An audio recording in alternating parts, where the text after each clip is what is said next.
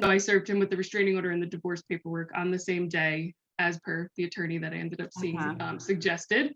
And then it was at that point that I was thrust into the family court system. So I had left in March and I had filed for that in June. So between March and June, we had no custody arrangement, and he never took the kids. He tried to take them one night and decided he couldn't handle it. And then that was it. He would just come to the house until the restraining order to get my daughter off the bus and put her on the bus. And that was enough time for him. So we had that worked out where they were able to sleep and stay with me every time, which felt very comfortable. And then family court was like, oh no, he can do it. Yeah, they're comfortable and you're comfortable. Yeah. We're not going to listen to any of that, most likely. Yeah. So I was glad, I was proud of myself. Again, these are things I look back at and I'm like, oh, how did you know to do that? But I actually insisted upon supervised visitation. I was like, I don't think that he could be alone with them. And they gave it to me for 8 months until we could go to court and get the restraining order stuff approved, until we could agree with some things on the divorce. So for, I think it was 8 months, that was the case, which was helpful because, again, my son was 1. He was so young. So until he finally was a little bit older and I feel like he could tell me things and talk and have like an opinion, and he was sleeping through the night, I feel like it really did help to have that barrier. And then it was kind of like a tiered step program. Like you'd get them one night and then you'd get them unconsecutive or inconsecutive. So you'd have one and then they'd come home and then they'd go back. And I think that was helpful because he does have an explosive. So if it was one night, I feel like you could deal with that a lot better than if it was 2 in a row.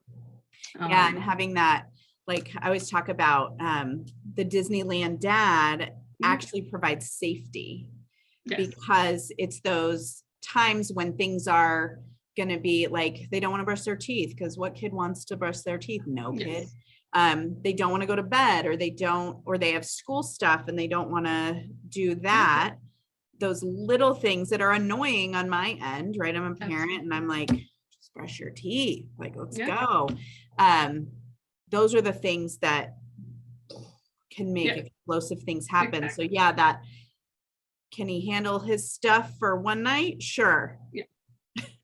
Exactly. So I feel like it kind of worked that way. But then once we went to like the hearing and all those types of things, we had a custody evaluator who wanted to go much slower. And the judge was like, nope, we're going to start tomorrow.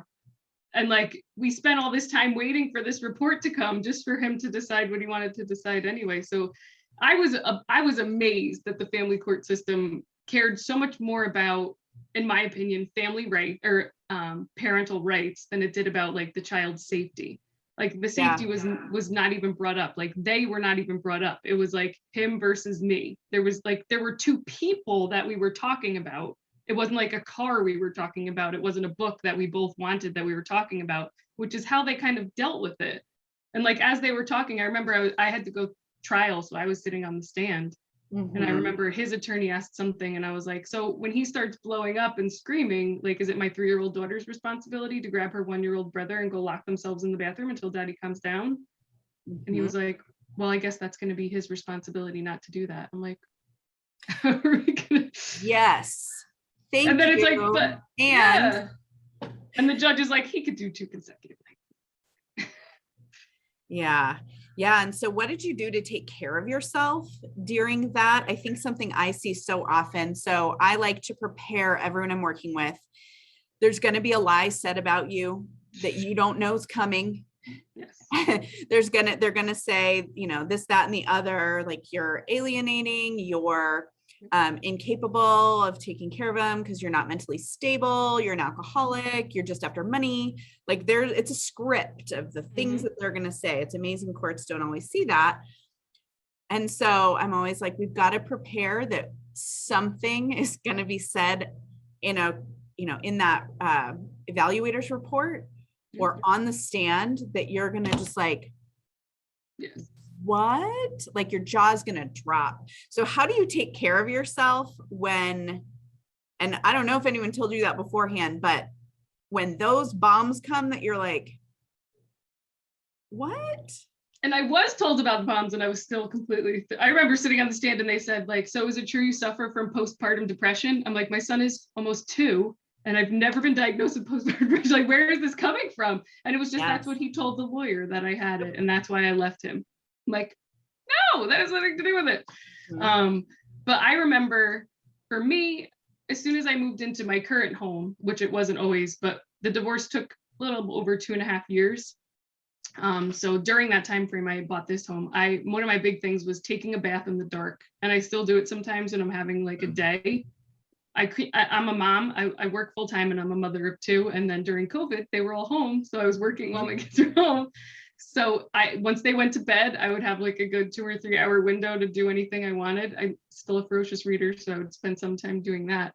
But I would just close the bathroom door, light some incense, light a candle, and just sit in a quiet room with the bath. And that would really kind of like just take away all the mental chatter and give me that like empty mind for a little while.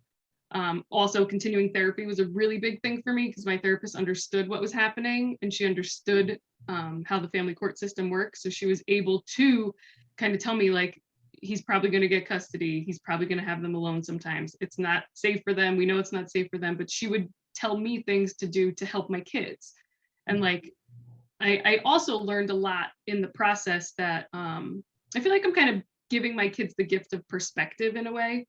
As long as they're not being, I mean, they do get some emotional abuse, which is not really the thing that is good about it, and psychological and that kind of stuff. But I'm giving them perspective. Like, they come home and it's a nice, peaceful place. And then when they're there, things can be a little crazy, but they know they're coming back here. And hopefully when they get older, if they're in relationships, they're going to say, does this feel like the warm, loving, or does this feel like the kind of crazy, chaotic? And which one do I want? Like, I never had that perspective. I was always in crazy and chaotic when I was younger. Yeah. So for me, that was just kind of normal, but I feel like I'm granting them the gift of perspective.